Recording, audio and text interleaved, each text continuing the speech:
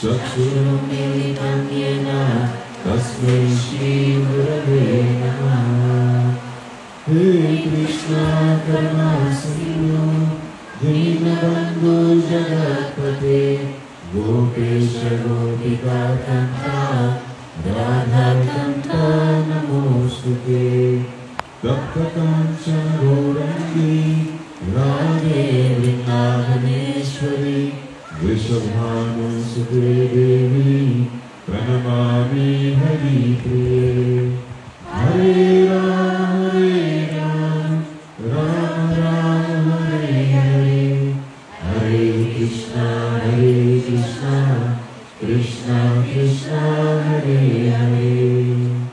या कुन्देन्दुतुषारहारधवला या शुभ्रवस्त्रावृता या वीणाभरणगन्धवन्दितकरा या श्वेतपद्मासना या ब्रह्माशुभशङ्करादिभिः देवी सदा वन्दिता। सा मां पातु सरस्वती भगवती भूरि प्रणाम शारदे भूरि प्रणाम शारदे।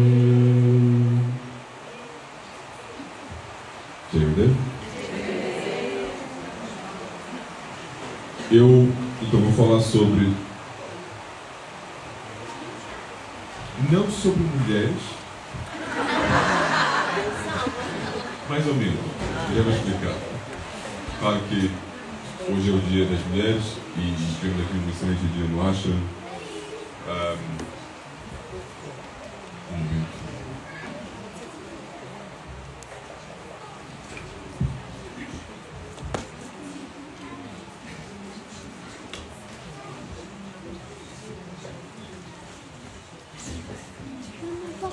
Mas a forma que Krishna fala sobre o tema de homens e mulheres no Bhagavad Gita é mais por energias ou qualidades masculinas e femininas. O que ele não liga necessariamente a homens e mulheres, porque ambos têm ambas as energias e ambas as qualidades. Agora, essas qualidades têm uma natureza, uma facilidade de se manifestarem mais, claro, no sexo que corresponde primariamente a essas qualidades, essas energias. Mas todos nós possuímos. Então eu vou falar sobre as qualidades femininas que Krishna menciona no capítulo 10. Ele diz, entre as qualidades femininas, então existem várias, eu sou estas. Ele dá uma lista de qualidades que ele diz. E temos que entender o contexto do capítulo 10, porque o contexto do capítulo 10 é: Arjuna pergunta a Krishna, no que eu posso te contemplar neste mundo material? Quando eu contemplo algo neste mundo, claro que existem conotações, identificações que nós fazemos com tudo neste mundo. Então, quais são as coisas que eu posso focar que vão me fazer pensar de você? São igual a pensar em você, de certo modo. Porque nós todos entendemos, ao nível teórico, que Deus permite, que Deus está conosco em todos os momentos, etc. Ao nível teórico. Mas em termos práticos não é sempre a nossa experiência.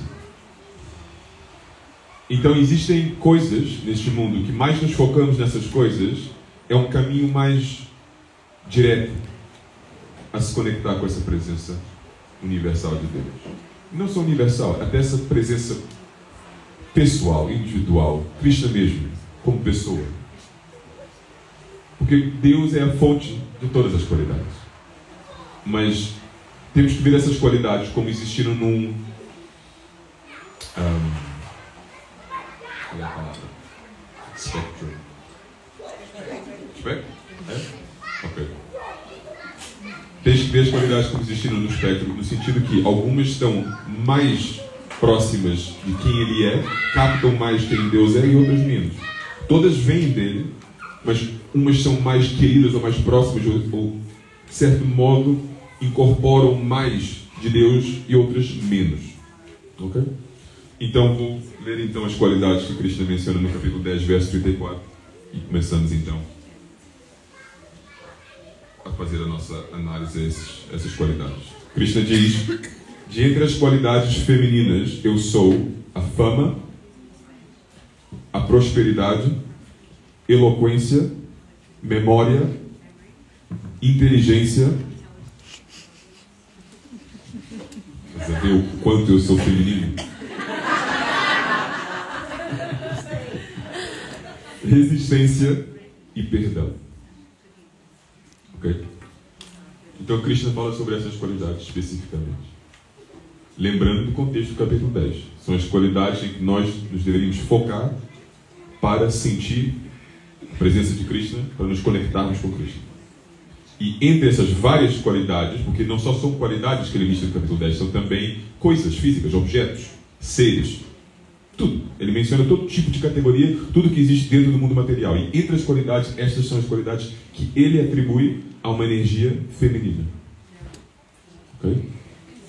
Então, de certo modo, mulheres, nós todos possuímos essas energias, mas como eu expliquei antes, as mulheres têm uma capacidade de vivenciar, de manifestar as qualidades femininas de uma forma mais natural do que os homens e vice-versa. Okay? Podemos ir buscar essas qualidades de qualquer maneira, mas é uma coisa natural.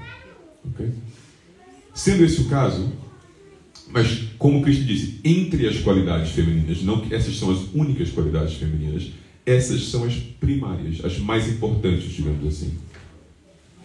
O que eu acho uma indicação excelente, porque na nossa própria autoanálise, no nosso próprio trabalho, no nosso caráter, sempre ajuda a saber quais são as qualidades que Deus enxerga em mim, Deus acha que eu deveria trabalhar, que eu deveria me focar mais do que outras. Porque é assim, teoricamente, trabalhamos em todas as nossas qualidades para virar a pessoa perfeita. Ok. Difícil? Então é bom começar por algum lugar. Eu vou focar em 2 ou 3 dessas qualidades de hoje, para não também estar agora analisar 10 qualidades. O perdão. A última que eu li nesse verso 34. Perdão acaba sendo também uma das qualidades, um dos pilares de Dharma. Quando falamos sobre os pilares de Dharma, que é uma vida correta, o propósito da vida é concretizado através de viver de acordo com os 12 pilares de Dharma. Um dos 12 pilares de Dharma é forgiveness, que chama a capacidade de perdoar. O perdão é uma coisa muito profunda. Porque o perdão pode ser um ato só, mas por detrás desse ato, você necessita várias qualidades, um estado de consciência para ser um perdão sincero. E após o ato de perdoar, ou a palavra, o que for que seja, necessitamos um desapego e uma capacidade de voltar a expressar carinho ou amor imenso. E o perdão, então, é um dos 12 pilares principais da vida, não só masculino, feminino, etc., da vida, porque uma das maiores causas do nosso sofrimento e também da nossa reencarnação aqui neste mundo é a nossa inabilidade de perdoar. Porque criamos vínculos com este mundo. Criamos ligações intensas com este mundo por não poder perdoar, por não ter essa capacidade. Perdão é uma coisa muito, muito importante. A motivação do perdão pode haver 2 legítimas. Primeira motivação seria para o seu próprio bem. Porque não é bom para você guardar essa mágoa, essa raiva, o conflito. Não te faz bem. Em termos kármicos não faz bem, em termos psicológicos não faz bem. A segunda motivação, eu acho uma motivação um bocado mais profunda. Tem mais a ver com a razão por qual o perdão é um dos 12 pilares da retidão, do Dharma. Que é, quando nós entendemos a realidade como ela realmente é, nós todos somos partes de um Deus só. E se nós queremos ou não, estamos juntos. Não é por se afastar de alguém que karmicamente você está se afastando dessa pessoa. Eu digo fisicamente, separa-se da pessoa, não quer dizer que em termos kármicos você se livrou dessa pessoa. Muito pelo contrário. Mas você evita trabalhar o que tem que ser trabalhado, resolver o que tem que ser resolvido. Pode ser feito em um momento, mas realmente resolver isso, mais você está garantindo futuros contatos com essa pessoa. Não necessariamente com essa identidade e com esse corpo, mas com essa alma. Ok? Então, nesse segundo nível, nós estamos a perdoar para também acabar com os ciclos de karma. Perdoar significa: estás livre de mim. Não tens dívida nenhuma a pagar a mim. E se a pessoa te perdoa, eu também não tenho dívida nenhuma a pagar a você. Está tudo ok? Aconteceu o que aconteceu. E tem que ser uma coisa, obviamente, sincera. Porque só dizer isso também não vai quebrar o vínculo kármico. Porque dizer sem sentir é outra forma de escapar da situação, de fugir da situação. Tu estás a dizer aquilo porque é aquilo que vai reduzir o conflito neste momento. O conflito presente. Mas não vai resolver o conflito. Vai aliviar o conflito. Não é? Em termos kármicos, continua o vínculo.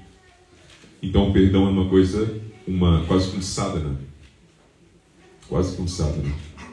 Aí o Guruji uma vez falou sobre o perdão, porque existe um mudra que o Guruji ensina no nível 1, ligado ao perdão. Mas um perdão individual, que nós perdoamos a nós próprios. Também sim a outros, mas principalmente a nós próprios. Por quê? Porque o Guruji disse: você também te prende a você próprio por não perdoar o teu próprio comportamento, os erros que cometeste ou não, outras razões, às vezes é uma coisa complexa. E isso também te faz voltar aqui, até você aprender a se perdoar e se livrar desse desejo de corrigir aquele erro. Às vezes nem é o desejo de corrigir o erro, às vezes é o desejo de se livrar do sentimento de culpa de ter cometido tal erro. Mas, novamente, temos uma situação que criamos vínculos que nos prendem a algo que não nos faz bem.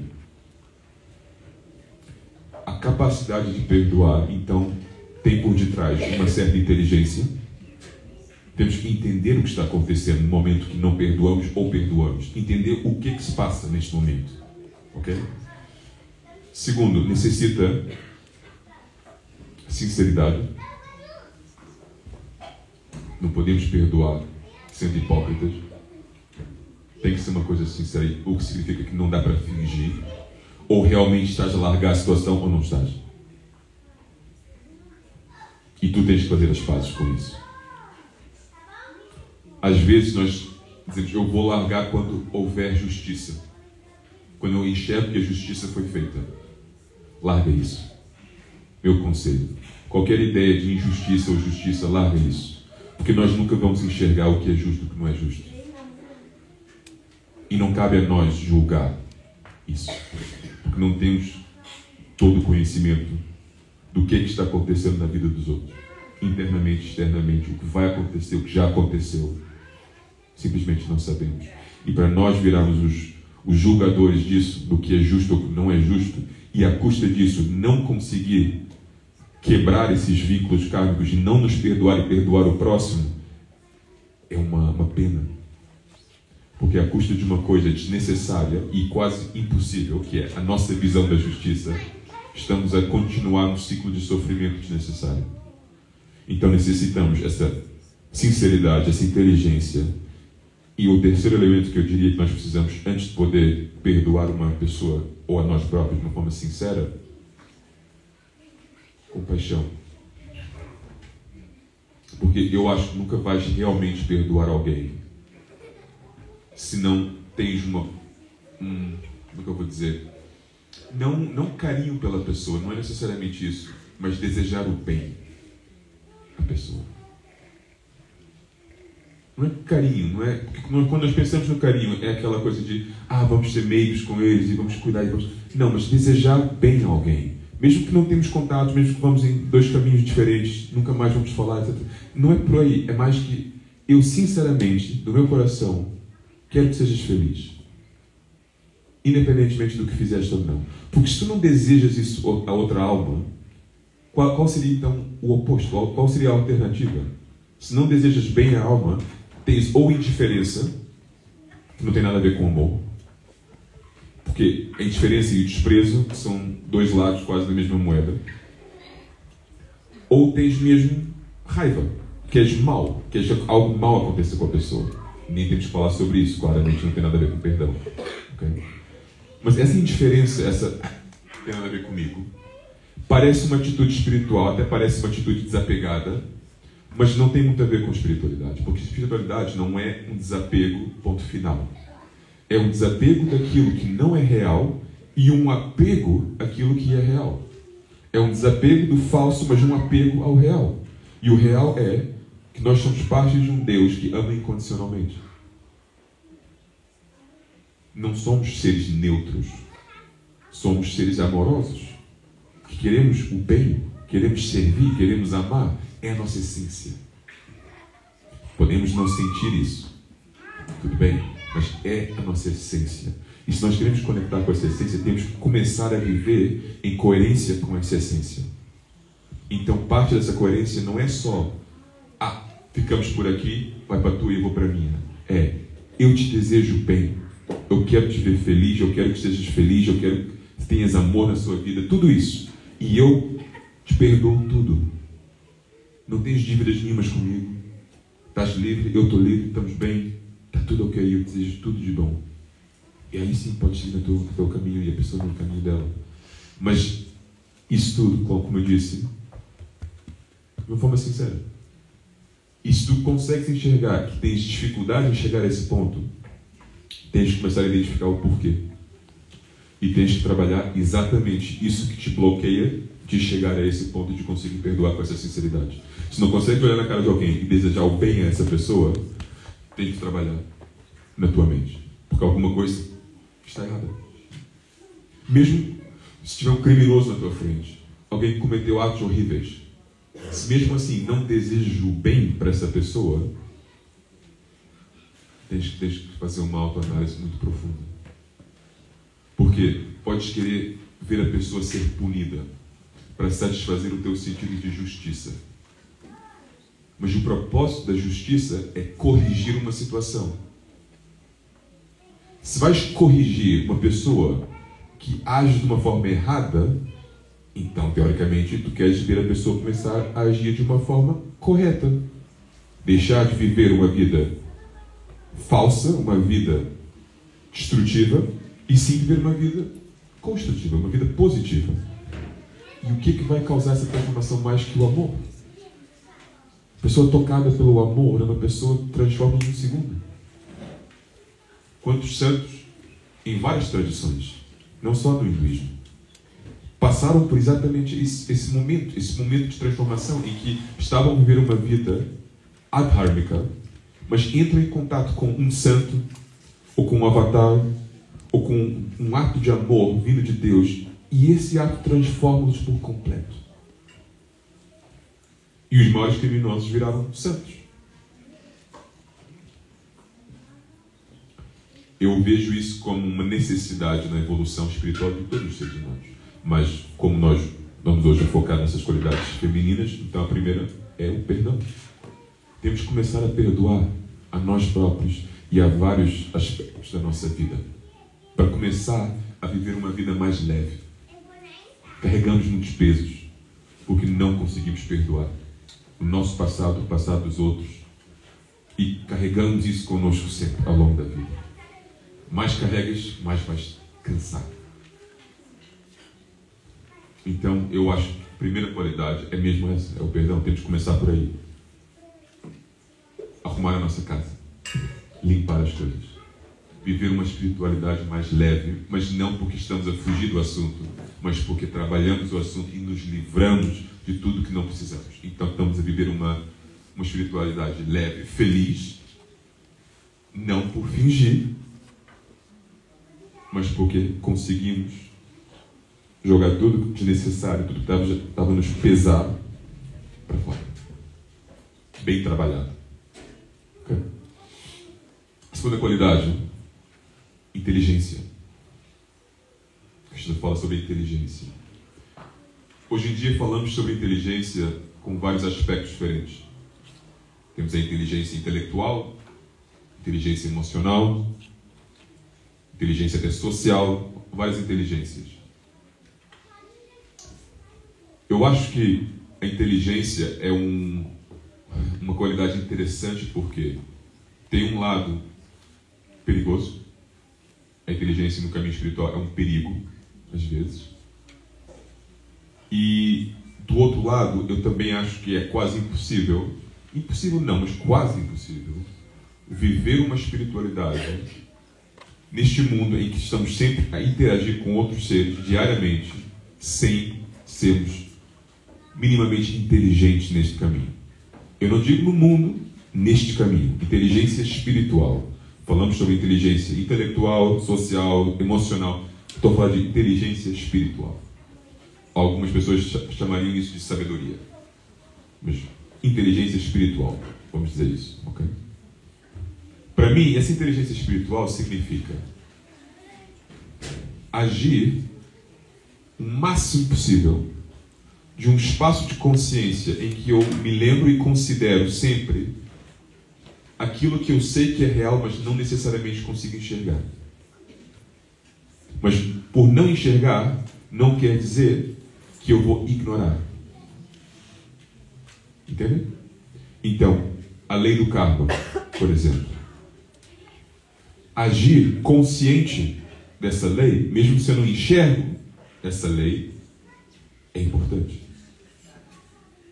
O fato que eu tenho uma alma, eu posso não enxergar, mas viver desse ponto de vista, tentar pensar dessa forma, que eu tenho uma alma e essa pessoa à minha frente também. E é isso que nós realmente somos. Então, tudo isso que acontece aqui neste nível externo tem um valor, mas tem um valor reduzido. Eu não vou dar tanta força a esses conflitos ou às dificuldades que sentimos aqui fora, a compatibilidade ou a incompatibilidade da situação, porque eu sei que por detrás disso nós somos almas eternamente conectadas no serviço ao Senhor. E isso faz muito mais sentido do que a separação e a dificuldade que eu sinto no exterior. Então, se eu só me foco no exterior, é muito fácil perder a motivação no caminho espiritual. É muito fácil chegar a um ponto de frustração, frustrado com o comportamento dos seres humanos, frustrado com, não interessa quantos anos você pratica, quantos anos você vive este caminho, mesmo assim continua observando comportamentos estúpidos em você, nos outros, na sanga. E essas coisas que inevitavelmente vais ver são muito destrutivas ao seu caminho, porque você vai perdendo a inocência do caminho. E nós começamos a nos tornar pessoas amargas. Amargas com outros seres humanos, eventualmente com nós próprios, por sermos amargos, por termos essa visão negativa. Então, é aquela chicotada, por que eu sou tão negativo? Mas chegaste a esse ponto porque, de certo modo, deixaste o mundo mostrar sua cara a você e você acreditou nessa cara. Você acreditou naquilo que o mundo te mostrou. E o mundo, Cristo fala sobre este mundo como sendo um mundo falso. Então não deveríamos acreditar demais no que nós enxergamos, porque a realidade está por detrás disso. Inteligência espiritual.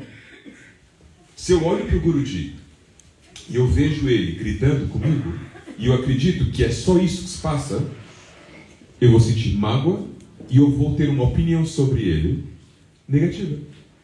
Mas se eu entendo que por detrás desse comportamento externo existe outra intenção, um outro ser com um outro objetivo, e por trás da parte de mim que se sente atacado por esse comportamento, existe uma outra parte de mim que aprecia isso, que agradece ele, porque necessita essa correção, necessita esse desafio para crescer, essa fricção.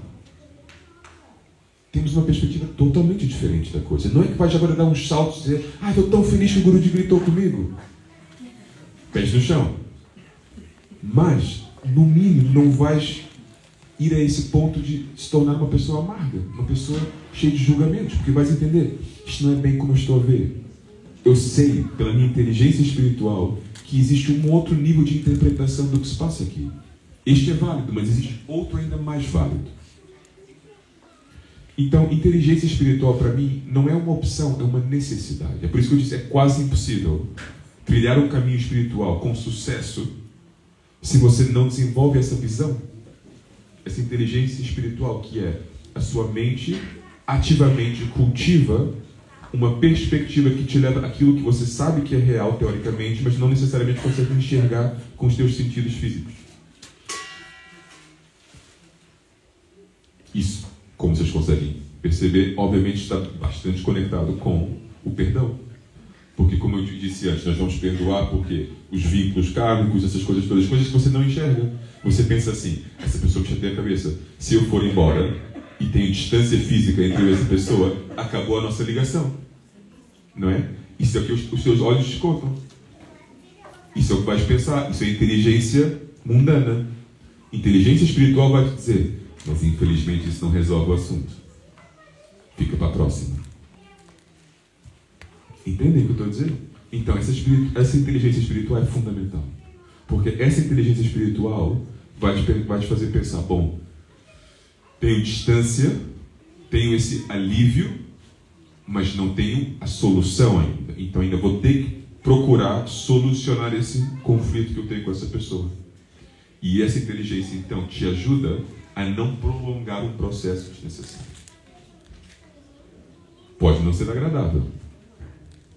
Aí, o Guruji falou recentemente no satsang também, nos tweets dele, sobre um conceito que vem dos Upanishads, que é Shreyas e Preyas. Shreyas significa aquilo que é benéfico e Preyas aquilo que é prazeroso. E os Upanishads falam que os seres humanos sempre têm uma escolha entre esses dois caminhos. E esses dois caminhos te levam a dois destinos bem diferentes. Se tu corres atrás daquilo que te traz prazer, independentemente de outras consequências, tens resultado X. Se corres atrás daquilo que é benéfico para você e para os outros, mesmo que não te traga prazer, te leva a outro destino.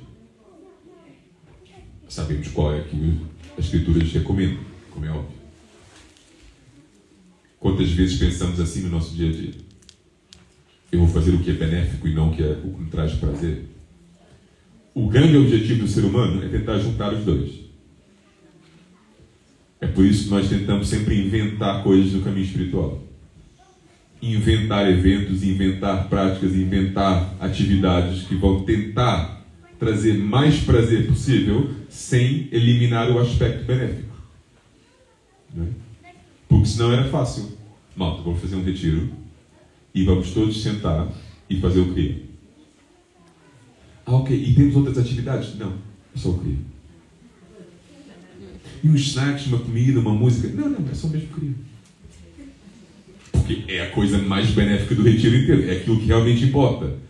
Mas ir lá e sentar, fazer 2 horas, 3 horas de cria, depois silêncio, também é super benéfico. Silêncio de algumas horas, depois segunda volta de cria, mais 2 horas, retiro acabou. Parabéns! Saímos de lá dizendo assim, fizemos algo muito bom, né? Mas não iam recomendar para o próximo. Porque não traz aquela alegria, aquele prazer, aquele bem-estar, não é? Imediato. Então nós tentamos sempre juntar as duas coisas. É como o médico que dá um remédio para a criança, mas depois tem que beber com um sumo para engolir, ou disfarçam com algum sabor para a pessoa engolir. Então nós temos que disfarçar a espiritualidade com atividades interessantes. Muitas vezes é assim. Temos que entreter a mente humana para para que a mente pense assim: eu ainda continuo seguindo um caminho prazeroso. O Guruji faz isso também. E uma das coisas mais bonitas do caminho de Bhakti Yoga é que é o caminho que mais naturalmente traz esse elemento prazeroso para aquilo que é benéfico. Porque é o caminho que inclui música e festa e dança e comida e tudo isso, não por tentar disfarçar, mas inerentemente faz parte do caminho. É a prática espiritual em si comer essa comida abençoada. É a prática espiritual em si cantar os nomes de Deus e dançar e festejar. Faz parte. Não é algo que acrescentamos para criar esse bom ambiente. Faz parte. E é por isso que Krishna diz: esse é o caminho mais recomendado. Mas temos que entender essa distinção. E temos que ter esse filtro, inteligência espiritual. Que quando tens essa escolha entre aquilo que é benéfico e aquilo que te traz prazer, vais sempre escolher o benéfico.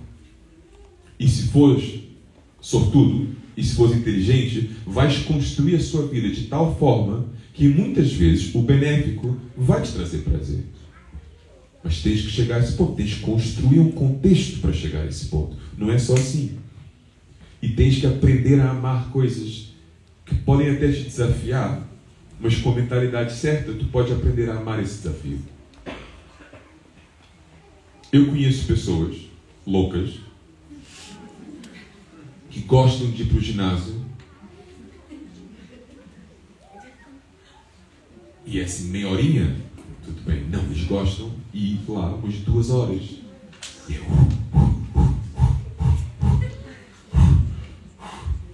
penso, mas isto, gostas mesmo? Adoro. Pois, te faz bem? Com certeza, é benéfico, eu aceito 100%. Mas gostas? Adoro. O cheiro de suor, adoro.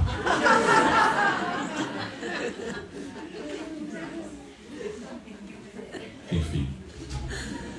Malucos, como eu disse. Mas, de um modo ou outro, chegaram a esse ponto autêntico, sincero, que amam aquilo. Eu não sei se amam porque são um bocado, ou amam porque entendem o valor que aquilo traz na vida deles. Entendem o benefício. E amam o resultado, amam o efeito, amam o processo. Então, acabas amando a coisa inteira. O que eu entendo, isso já não acho maluco. Amar algo difícil que te traz algo super benéfico faz parte de todo o caminho espiritual. Por exemplo, várias vezes o Guruji diz: ama o que vocês fazem. Quando diz respeito a trabalho. Muitas vezes as pessoas dizem: Guruji, eu quero mudar meu trabalho. Tenho um chefe chato, não gosto, não me identifico, não é um trabalho espiritual, blá blá blá blá blá. E o Guruji diz: não, está quieto. Continua onde você está, aprende a amar.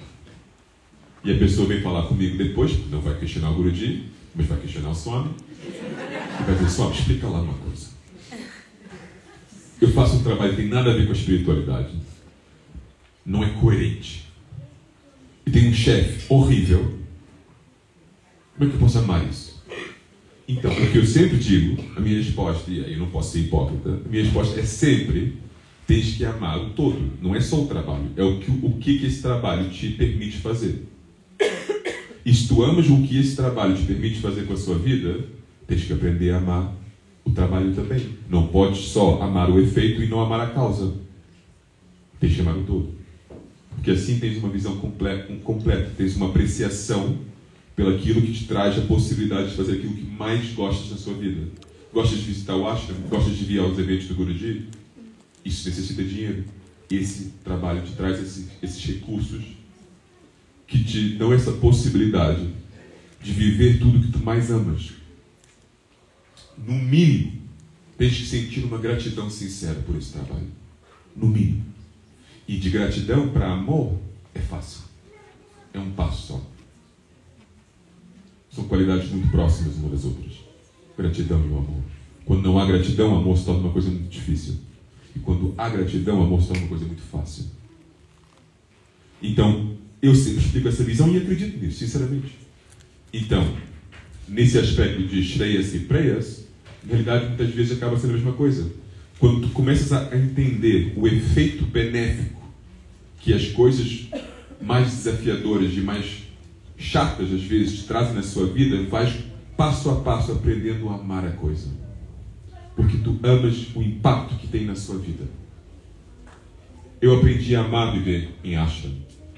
Eu aprendi a amar viver em comunidade. Isso não quer dizer que eu me tornei uma pessoa cega. Não quer dizer que eu agora falo sobre ashrams e comunidades como se fossem coisas perfeitas. Longe disso. Eu consigo enxergar todos os defeitos. Consigo enxergar pontos onde poderíamos melhorar, mas consigo também chegar a uma conclusão que no todo é uma coisa que eu amo e aprecio muito, porque traz a mim resultados, benefícios muito importantes, que eu não gostaria de renunciar, que eu não gostaria de abandonar. São coisas fundamentais para o meu caminho espiritual. Ainda mais porque o Guruji próprio enfatiza esse tipo de espiritualidade, uma espiritualidade em conjunto, não uma espiritualidade isolada. O Guruji fala muito sobre isso. Podemos muito facilmente viver uma espiritualidade em isolação, uma espiritualidade individual. Podemos. E de certo modo sempre vai ser individual, em um nível. Mas nos outros níveis todos temos que viver em conjunto. E temos que não só viver, mas apoiar, vivenciar, partilhar, conviver mesmo. Não é só estar na presença de outros, mas conviver com outros. Aí ganhamos o máximo benefício do nosso caminho. E vais aprender a amar isso também. Então, inteligência. Eu paro por aí com essa qualidade. Mas entendem como a inteligência pode ser vista de uma forma bem diferente? Não é só intelecto. Não é só eu me lembro de vários versos do Bhagavad Gita ou entendo filosofia. Não. Estou a falar sobre uma camada de inteligência que nunca perde noção dos pontos da plataforma espiritual que existe para além deste mundo mundano. E assim, age de uma forma muito mais consciente aqui, age de uma forma muito mais coerente com o resultado que tu queres obter com a sua vida. Terceira e última qualidade, não vamos ter tempo para mais, fama. Krishna falou sobre fama. Que muitas vezes nós olhamos para a fama como uma qualidade negativa. Pelo menos perigosa. Porque a fama alimenta ego. Alimenta o eu sou muito importante. Não é? Mas fama, vou falar sobre fama de outra forma. Porque eu acho que é nesse sentido que Krishna quer dizer. Quando ele diz que ele é a fama. Por que celebramos alguém? Ou algo em geral? Por qual razão algo se torna famoso ou famosa?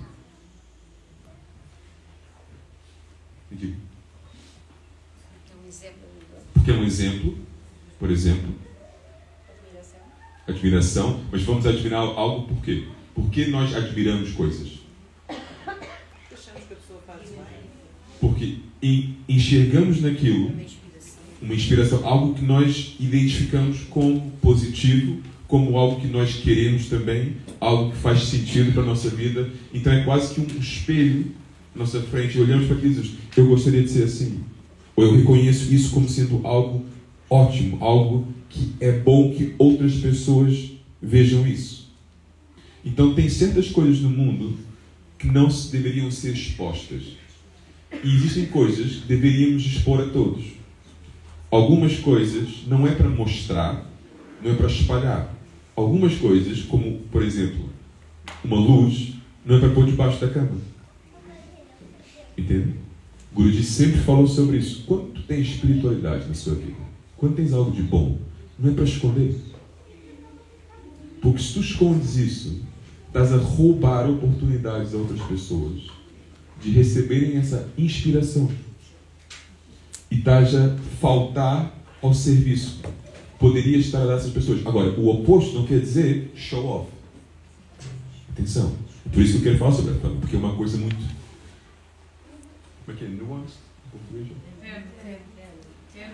Tênue. Ok? É uma coisa muito particular. Não pode ser visto de uma forma simples. Porque não é simples. Mas celebramos alguém como o Guruji, que obviamente é um exemplo para nós, uma referência mais pessoas têm a capacidade de entrar em contato com Ele. Mais pessoas recebem essa inspiração, recebem esse contato com Ele, que é ótimo. De outro lado, mais criamos essa fama em volta do Guruji, mais as coisas se tornam superficiais. Mais pessoas veem, a nossa capacidade de manter tudo profundo é mais difícil também. Então tem sempre um equilíbrio. Tens um retiro de 30 pessoas, vai sempre correr melhor do que um retiro de 100 pessoas. Sempre. Não interessa o tópico. Mesma coisa em caminho espiritual. Tens uma religião com 100 pessoas, as 100 pessoas, em média, vão ter mais qualidade na sua vida espiritual do que um caminho com 100 milhões. Ok? Agora, a resposta certa então é não espalhar a coisa? Difícil. Difícil saber o correto. Então, fama, do meu ponto de vista, é a intenção correta de querer celebrar algo que merece ser celebrado. É querer mostrar algo que tem que ser visto. Ok? E se tu tens essa intenção, eu quero que pessoas vejam algo que faz bem a essas pessoas. Eu quero celebrar algo que merece ser reconhecido e merece ser celebrado, tanto quanto como um ato devocional da minha parte perante essa pessoa ou essa coisa, mas também para que exista essa energia de apreciação, de gratidão rodeando esse tal objeto ou essa tal pessoa, que também é uma coisa tangível, né? Nós conseguimos sentir isso. Quando existe uma apreciação enorme por alguém, mesmo não conhecendo a pessoa, tu entras numa sala e tu vês que tem um grupo de pessoas a mostrar imensa gratidão a uma pessoa, já tens quase com respeito por essa pessoa que deve ter feito uma coisa boa. Então já entras condicionado de uma forma positiva para obter algo, seja essa inspiração ou qualquer outra coisa dessa pessoa. Então é muito importante manter a fama do Guruji, a reputação do Guruji, a imagem do Guruji. É muito importante, porque isso cria um ambiente em volta dele que permite as pessoas entrarem no estado de consciência de apreciação a algo que merece ser apreciado, a algo que, se você tiver uma postura correta perante tal pessoa, vai ganhar algo em troca muito importante, muito benéfico para a sua vida. Porque com o Guruji tem tudo a ver com como você se aproxima dele. Se tu vens uma pessoa pode ter uma interação com o Guruji que não resulta em espiritualidade nenhuma. Se a pessoa vem com ele com uma mente super julgadora, criticando, negativa, podem passar horas com ele. Não quer dizer que vão sair de lá iluminados. Então, o campo energético, quase que rodeia uma coisa, é super importante. É por isso que, por exemplo, até comigo, no meu papel 1000 vezes inferior ao do Guruji, mas de qualquer maneira um líder de comunidade, digamos assim, ele sempre me diz, mantenha uma certa distância das pessoas. Porque mais próximo estás das pessoas, mais as pessoas vão enxergar os teus defeitos. E que eu não estou a te pedir para esconder os teus defeitos. Eu estou a pedir para não os mostrar desnecessariamente. Porque eu sou uma pessoa honesta no estado de sangue. Eu falo sobre quem eu acho que eu sou, assumindo defeitos também, e falo também sobre o que eu acho que está bom na minha vida. Eu falo de tudo. Mas eu entendo que existe um limite em que eu não posso me desprezar demais, eu não posso me expor em certas situações demais, porque na mente condicionada do ser humano cria uma imagem então da pessoa baixa demais quase, mundana demais, normal demais, que já não tem essa coisa que, entrou um Swami, é uma coisa boa, é uma coisa normal, o Swami está ali no canto, whatever. Isso é mal. Quando chega ao ponto que não conseguimos reconhecer o valor que algo tem, não conseguimos obter esse valor da coisa. Porque eu, quanto pessoa, não interessa se vocês enxergam o valor ou não, está tudo bem. Podem gostar, podem não gostar. Okay? Mas o que eu trago, a bênção que eu trago comigo, a pedido do Guruji, tem imenso valor. E não podemos perder noção desse valor, porque se vocês perdem noção desse valor, como comunidade, se não valorizamos essas peças que o Guruji coloca de propósito nas comunidades, para ajudar as comunidades, nós já estamos perdendo. Mas eu tenho um papel para cumprir nisso também. Eu também não posso fazer de um palhaço. Porque aí eu estou a contribuir a essa má fama, entendem? Que cria o efeito oposto daquilo que eu devia estar a fazer. Então, fama, visto desse ponto de vista, que é celebrar e corretamente posicionar as coisas que merecem ser celebradas, é uma coisa fundamental. E, historicamente, tradicionalmente, a mulher, ou o feminino, sempre foi julgado pelo nível de pureza mais do que o homem. Isso tem uma razão. Eu não estou a ligar isso demais com a mulher em termos físicos, mas com o feminino, ok? Porque, quando o Krishna fala de fama, novamente, fama significa qual limpa é essa a reputação, a imagem, a fama de Deus. Qual puro? Mais puro é, mais você ganha algo com isso. Eu recentemente no Shivaratri falei sobre o papel de Shiva. Shiva sendo o maior devoto do Senhor Hari, mas aceitando às vezes as tarefas mais difíceis. Bebendo veneno, por exemplo, durante a grande história do Samudra Manthan, que a gente encontra no Srimad Bhagavatam. Os Devas e os Asuras buscando o Amrita, o néctar da imortalidade, e no meio desse processo todo vem o veneno, hala, e Shri Hari pede a Shiva para ir beber esse veneno, para salvar eles todos. Imagina, tu és o devoto mais próximo de Deus, és o devoto mais próximo do Guruji, e ele diz assim, olha, estamos aqui num jogo à procura do Amrit, que é um néctar incrível, que dá imortalidade às pessoas, muito saboroso, mas sabe o que eu quero que tu faças? Tens que beber veneno. E esse é o melhor dos devotos. É o mais, que ele tem mais carinho por ele. Tu pensas, pode muito, é justificado se tu pensas assim, não vale a pena estar próximo de Deus.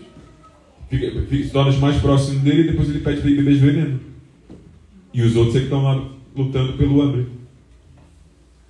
Paciência. Mas Shiva faz. E faz com todo gosto. E ele diz uma coisa linda.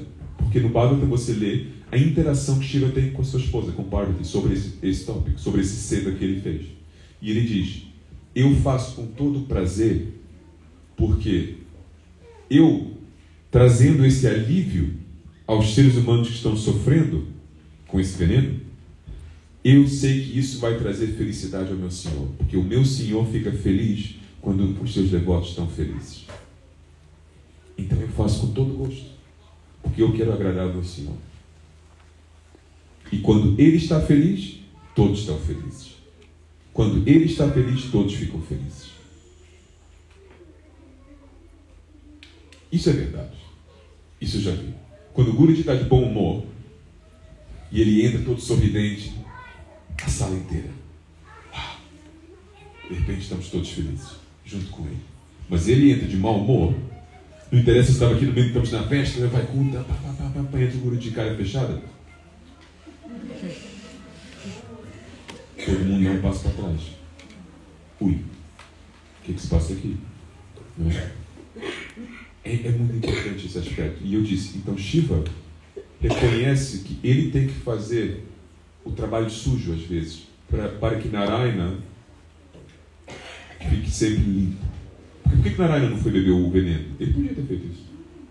Podia, mas não fez. Por quê? Mantenha a imagem lá em cima. Olha aquele ser puro, incrível.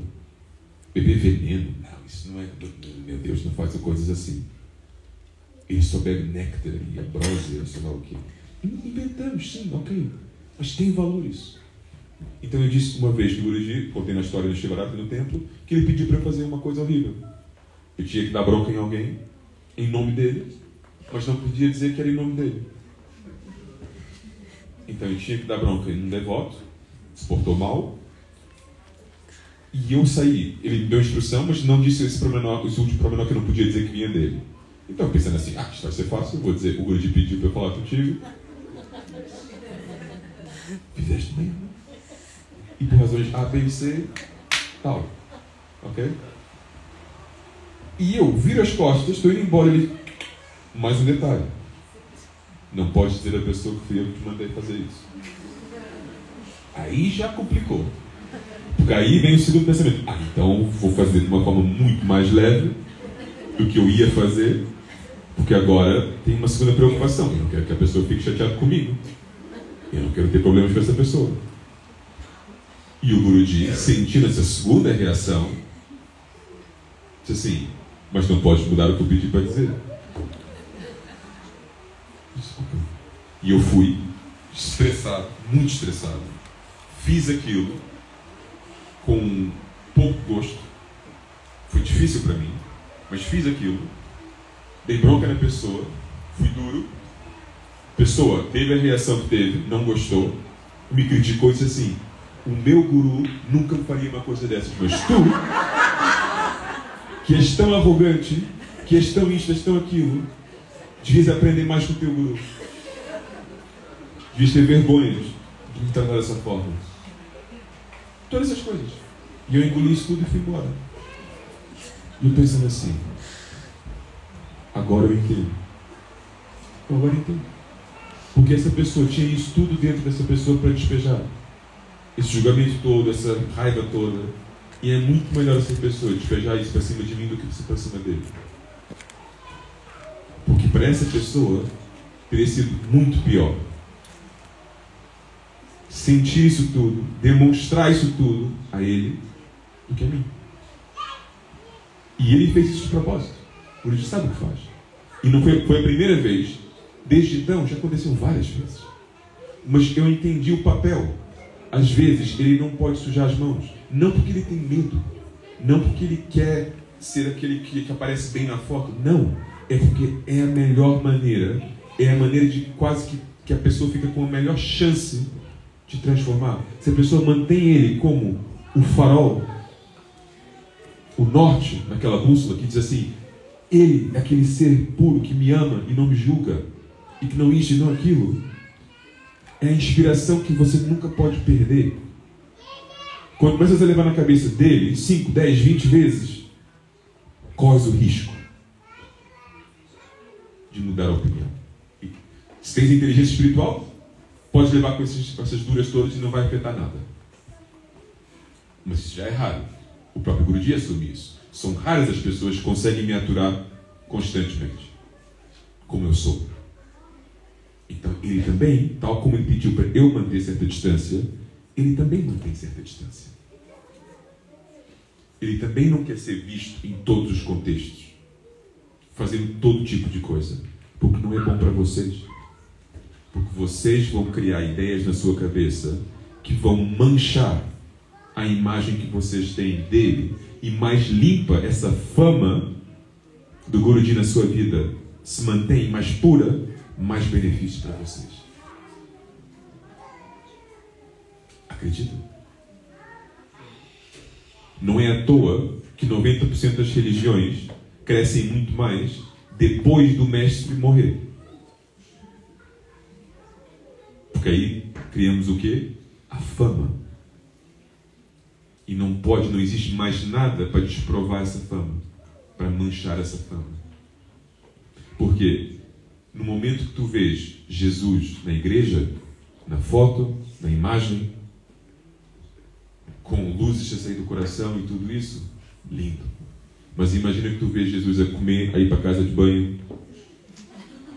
Não, estou falando sério. O que não afeta quem ele é, minimamente, zero. Tem nada a ver. Não muda quem ele é, mas torna ele mais humano. Ele vai à casa de banho. Ele come de uma forma estranha.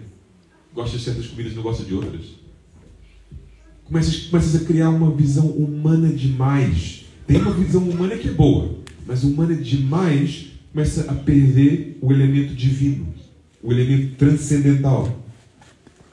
Entendem o que eu estou dizendo? E algumas pessoas podem até sentir atração por isso. Ah, mas eu gostaria. Eu entendo, mas vai com calma.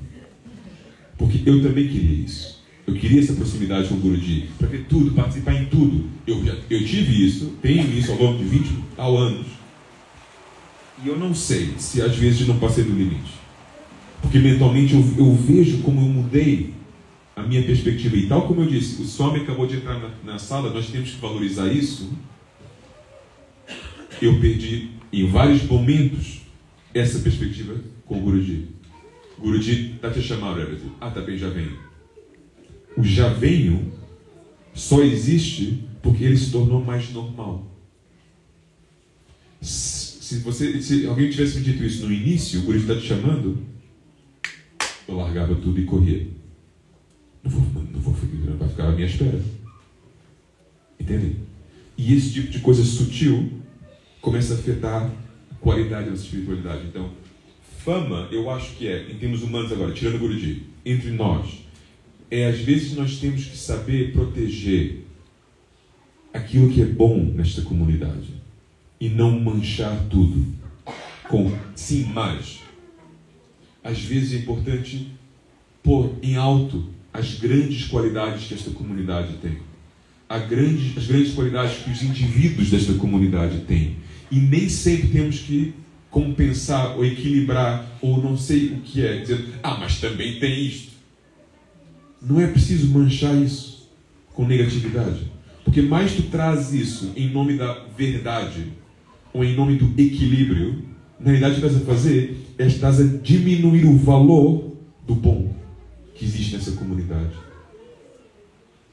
Eu repito, não temos que ser cegos, mas não temos que espalhar aquilo que não merece ser espalhado. Não precisamos mostrar aquilo que não merece ter fama. Se uma pessoa tem 9 qualidades boas e uma negativa, eu te garanto que o ser humano vai encontrar algum contexto para falar sobre essa uma qualidade negativa. Porque é a nossa tendência. E Krishna fala que ele é a fama, e eu estou a tentar explicar para vocês como interpretar essa ideia de fama. É celebrar aquilo que merece ser celebrado. E às vezes temos que manter a fama da coisa. O que significa, se tu enxergas algo negativo, pensa 2, 3, 4 vezes se realmente precisas falar sobre isso. Realmente precisas criar um drama sobre isso. Porque mancha. E é difícil voltar atrás. Há certas manchas, pode lavar a roupa várias vezes e não sai. Entendem? Então, eu acho que isso é uma consideração importante. Enfim, não quero prolongar mais. Obrigado pela atenção. São 3 qualidades que eu expliquei agora. Qualidades, Krishna diz, serem qualidades femininas. E eu acho que nós todos queremos ser mais como Krishna, mais como Guruji.